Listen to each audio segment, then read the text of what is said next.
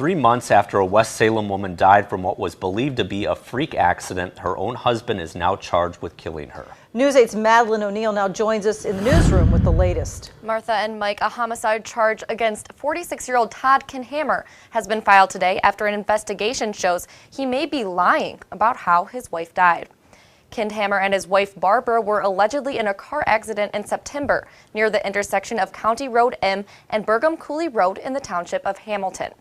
Kendhammer told the La Crosse County Sheriff's Department his wife was injured when a pipe fell off a truck and crashed through the windshield of the car he was driving, hitting Barbara in the passenger seat and knocking her unconscious. She died the next day.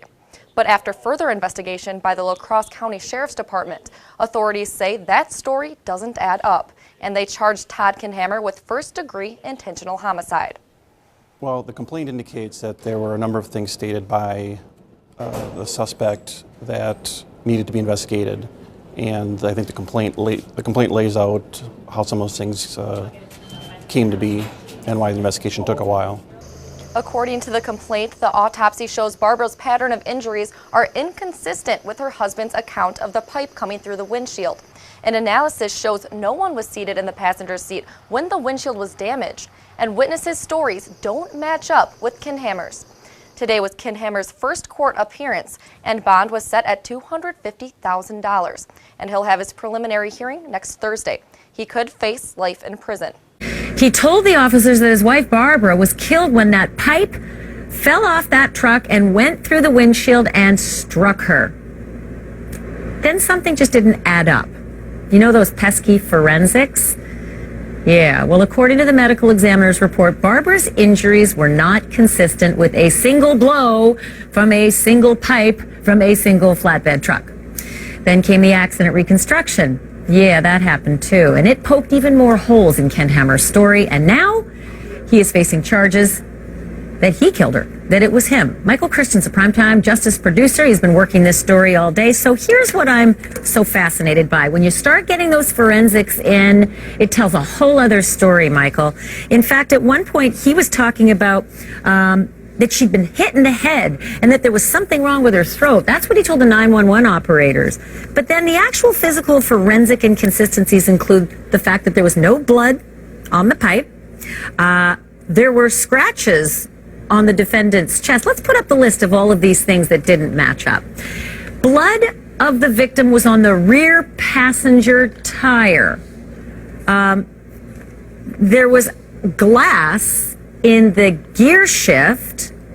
Michael, why does that matter that there was glass found in the actual Gearshift? Because investigators say, Ashley, that the glass could only have been in the Gearshift the way it was if the car had been in park. Well, if this is a car going down the road when it's all of a sudden hit by this errant pipe, it's not going to be in park, it's going to be in drive. Yeah, that makes perfect sense. Pesky forensics. And then on the passenger seat, theoretically where Barbara was struck, there was a whole bunch of glass. Do we have that picture? A bunch of scattered, shattered glass on the seat. Now, had she been sitting there, it wouldn't have been there, right? That's right. Okay, next thing I wanted to ask about is that there was no sign of a truck in any of the video that they were able to actually acquire. No flatbed truck had been going through there. And then there's this odd little moment where the passenger door was likely open when that windshield was broken. Why do they know that? Because there's no glass in the little map compartment on the side of the door, the interior side of the door. So that suggests that the door was open when the windshield was actually broken.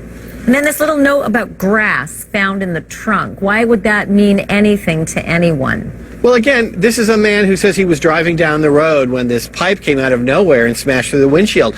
But apparently investigators found a single blade of grass in the trunk, between the trunk opening and the little rubber seal that keeps the trunk from getting wet. How did that grass get there unless it happened during some time when the car was parked at the scene? Okay. 911, what is the address of the emergency? I haven't looked at these What? I'm on Burgum Cooley Road. You got it. What's the address? Right to the Burgum Cooley Road. Okay, take a deep breath because I'm having a hard time understanding you. Burgum Cooley Road in West Salem. Okay, and what happened there? A pipe went through and got us. what blew? A pipe against the windshield. Okay. Is there an address there? No, I'm right at the beginning. I turned off and got in the ditch. Okay, so Brigham Cooley Road, and you turned off for what road? That's Cooley. That's Cooley? Okay, and now is somebody hurt? Yes, bad. Okay, hurry up. I don't want to sit on it. So, but Scott's Cooley and Brigham Cooley or County? No, Brigham Cooley and County. I want to go out for my life. Brigham Cooley is right at the beginning. Okay, but right at the beginning. Hold on. Let me just see if I can figure out where you are from my. Hello.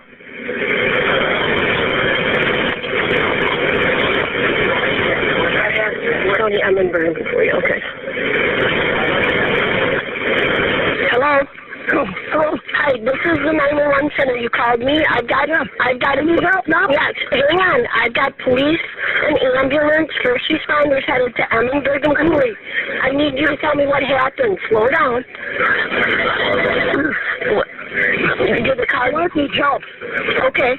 And so your wife is injured? Yes. Okay. And there was a car accident? Yes, a pipe or something came through a windshield. A pipe did. Pipe? Okay.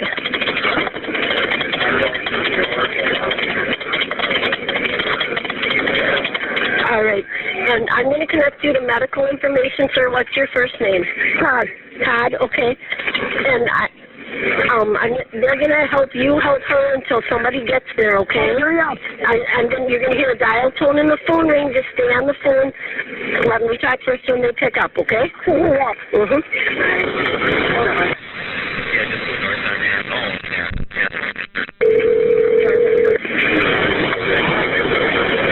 Communication. Hi, this is Lisa at 911. I've got Todd on the line reference that accident at Brigham Cooley in County M. He said a pipe or something came through the windshield and hit his wife. His callback number is the number on the header 608-790-2360. So he needs some help with her. Go ahead. Okay, tell me exactly what happened. It got her, she's hit in the head and in the throat, I think, in the throat or something. She's got blood coming out of her nose and mouth and it's really big and blue. How old is she? 46. Is she awake? No, I can't get her to right. She talked that first a little bit. Okay, is she breathing? No, I don't think so. No. All right, sir. We do have help on the way. Stay on the line. Hold on. You're in the road. Sir, I want you to stay right where you're at, sir. I'm going to try to do something with it. Yep, I'm going to put the phone down. Can you get her out of the vehicle, sir? I got her out. Okay, I want you to lay her flat on the ground. I got her flat. I'm not going to stay, but I don't know what to do with this. Okay, listen carefully. I'm going to tell you how to do chest compressions. Place the heel of your hand on her breastbone, right between her nipples. I know how to do that. The other hand is top. I know how to do that. Pump the chest hard and fast. He's got blood coming out of his mouth. That's okay. Go ahead and pump it twice per second and 2 inches deep, okay? Okay. All right, put the phone down all the way between the pumps. I'll come back in a minute. Okay, keep going, sir.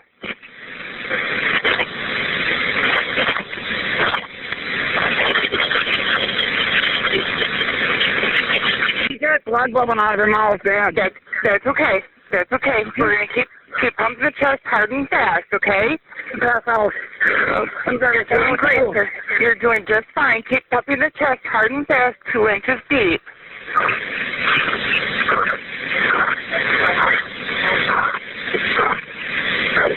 Keep going, sir. You're doing great.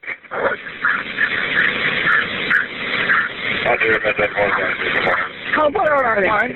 They're coming as fast as they can, sir. I know, but how fast is that?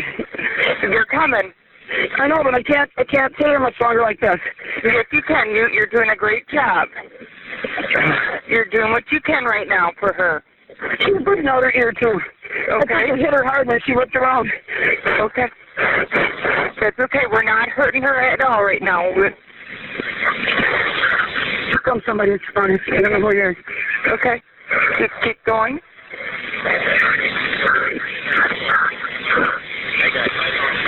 Okay, keep going, sir.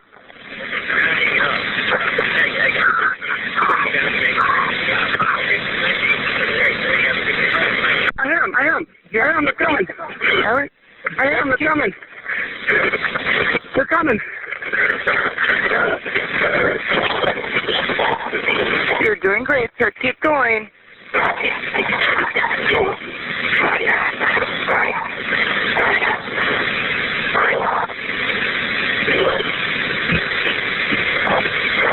Okay, I gotta hang out. There we come. There we come. Stay on the phone until I get right next to her. Okay, keep doing CPR. You're doing great, sir. You're doing great. Just keep on going until they get right next to her, and they'll take over. I'm on the other side of the car. I have to show them where I am. I have to show them. They'll find you, sir. You're doing great. Okay, they're here. I see them. Okay, make sure you come right up next to her. I got them. I can't. I gotta get them. Okay. We want to continue with CPR for her. They didn't find me. They didn't find me. Call them and tell them to come back. They went past me. Okay.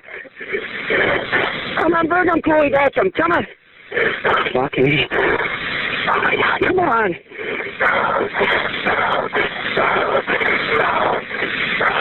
Oh my God. Okay, so we got him turned around. Keep going. Keep going. Get him back here. Get him back here. Get him back here. Come on. Yep, they're coming. I don't see them. Which side of Bergam Coulee are you on, Todd? There's only one Bergam Coulee. No, which side of the road? You don't see my car. I tried to turn around. Can you hurry him? They're coming, Todd. Keep on going. The best thing we can do for her right now is to continue with that CPR.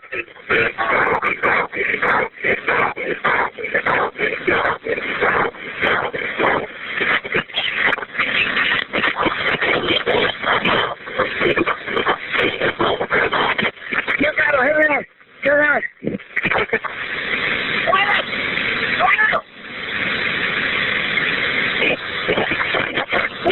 Hurry up! Hurry up! You're gonna be okay, Barb. You're gonna be okay, Barb. You're gonna be okay. You're gonna be okay, Barb. You're gonna be okay. Where am I? First responders are on scene. I know that. All right, sounds great. Thank you. Yep, bye. Bye-bye. Come on, come on. I gotta hurry up. Please hold him out, Dad. I got her. That's on the road. Hold on, man. Todd? How far?